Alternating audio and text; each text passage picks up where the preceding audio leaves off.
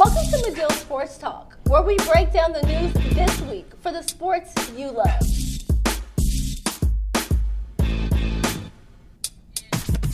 Midseason is nearly over for NCAA men's basketball, and the big dance is in sight.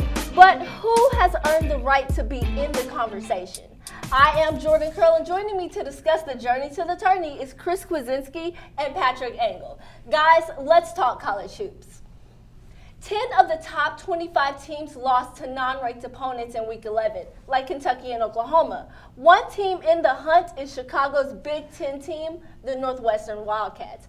Earning their first ever bid to the tournament in program history, the Cats were the Cinderella story of the 2016-17 season. But the Wildcats have struggled to find their groove in these last weeks of play. So Patrick, have the Wildcats lost their dancing shoes, or is it too soon to rule them out of tournament bid? The way this is going, it's going to be time soon enough to rule them out of the NIT. They're 11-9, 2-5 in the Big Ten. Their offense is a complete disaster. And the way you're looking at it now, if you're 2-5, and I'm not sure there's even, say, 5 more wins left on the schedule. And that's really what you need to try to finish at 500 by the end of this year. And even then, a 500 record, we've seen Big Ten teams in previous seasons in better conferences that have been stronger, better Big Tens that have been stronger than the league is this year, not make the NIT. So at this rate, they're not even close. This could be a team that ends up playing on the Wednesday of the Big Ten tournament, taking a loss to finish in the 16-16 range and completely out of the postseason after that. Wow. So, Chris, what do you think the Wildcats need to do at this point? At this point, it's not as dire as Patrick is making it seem. You know, I do think they have a slim chance to make the tournament. It's going to be a little rough for them. It's going to be really tough. They're going to have to steal games on the road, and they're also going to have to steal games at home as well. But you got to remember that the Big Ten is really not that strong this year. You know, Wisconsin's not playing very well. We saw Ohio State is currently ranked 22nd in the nation, and they started off very rocky. And if you look at their Big Ten play, they're 7-0, and if that really says something about the Big Ten.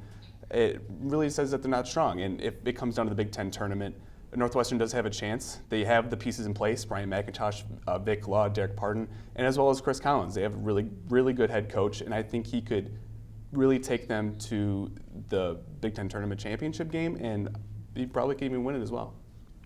So do you think at all that maybe it has anything to do with maybe playing in a new arena for the Wildcats possibly? Maybe that's throwing them off, traffic or something. I know it's something small, but, anything to do with that maybe? It could be a little factor. It is further away than Welsh Ryan Arena is. And Allstate Arena is also a lot bigger. And there is something to be said, playing at home is home is where the heart is what they always say. And the Cats really have struggled at home as well as on the road, and I really do believe that it really does have some sort of a factor to it. If you watch, the way that they've played recently, really disheveled on offense, taking shots with a lot of time left on the shot clock, and on defense, mixing it up and really messing it up, and that comes down to coaching as well, but also maybe you're right, it's a little bit of a mental action. So I clearly think, as you guys have said, the Wildcats' future seems uncertain. But mid-season tournament predictions are always unclear. These final weeks will define or shatter the resilience of a team. Turnovers can turn into upsets, and underdogs can become the little team that could. As we know, a lot can happen, however, in 2 months. So, Patrick, I'll lob this one to you first. With all of these uncertainties, who will you be watching in the home stretch?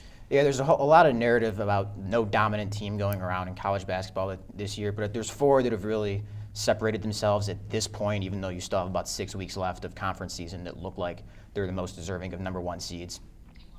Duke, right now, I know they have a lot of problems. Their defense is terrible, and we've even seen Coach K go to some zone recently, something he's really not wanted to do in a lot of his tenure there. So anything that's going to get things sorted out on that end. That said, this is clearly the most talented team in the country. You've got a player who's going to be in the mix to go number 1 overall, and have a non-conference resume that's as good as anyone else's you'll find. Absolutely worthy of a number 1 seed, even though those road losses that they have so far might give you a little bit of pause to that. It's kind of hard to deny right now. They're not right in that mix or a top 5 team.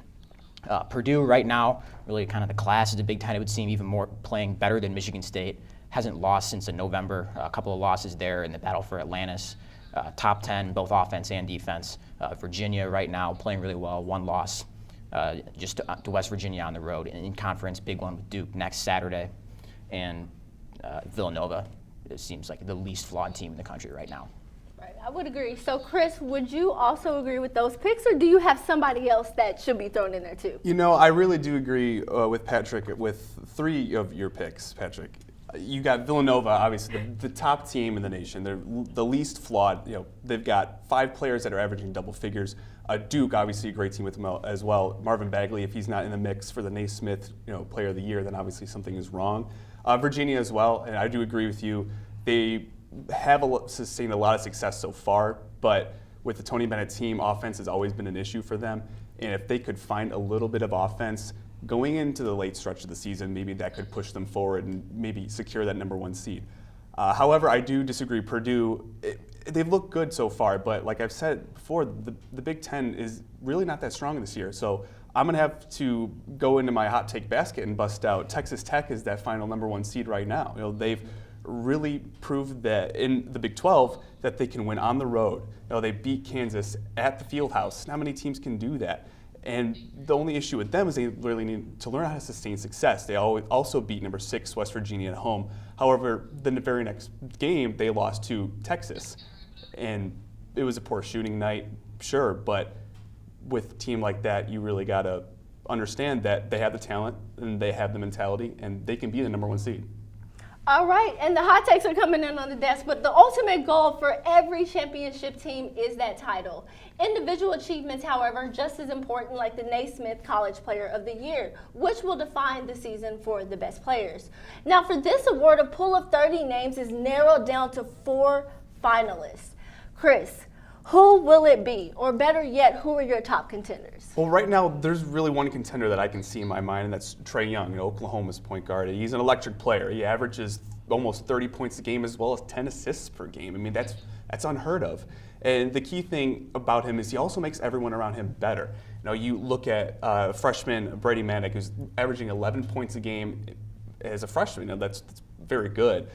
But if you look a little deeper, you have junior Christian James, who went from averaging about 8 points a game to averaging 12 points a game. I really do believe that that's part of the Trae Young presence at Oklahoma right now. And if you look at Oklahoma's record as well, they only won just very few games last year. And this year, they're in the top 10, and they are going to probably double their wins from last year. And when you look at Trae Young, he's electric. He makes everyone around him better, and there's really no other case. So, Patrick, do you also have Trae Young, or is there someone else that's more qualified? So you look at Trae Young's assist numbers, the scoring number, almost 30 points per game, and that really jumps out. But there's somebody doing it on a team that's just as good and doing it with way better efficiency. That's Jalen Brunson from Villanova. The scoring numbers, the assist numbers, as far as averages go, are at a lesser rate, but this is a guy who's doing it way more efficiently for one of the most efficient offenses we've seen in recent seasons on a team like that is the least flawed one right now, as much as anyone else in college basketball. And now you might look at it and say, well, he's on a team that has nearly 6 double-figure scorers, guys that are averaging that much. But this is the guy who really sets it up. And as far as getting those guys, the open jump shots they've been hitting at such a high rate now. And Villanova itself, right now, the #1 team in the AP poll. Only loss they had was on the road at Butler. That's a good team that had to go berserk from 3 to even have a chance to beat them, and that was at Butler. So not really one that's going to be a bad loss for Villanova on the resume. And Big East have plenty of opportunities for other good wins when they try to lock down the #1 seed and possibly the #1 overall seed. So best player, best team, I think that's Jalen Brunson.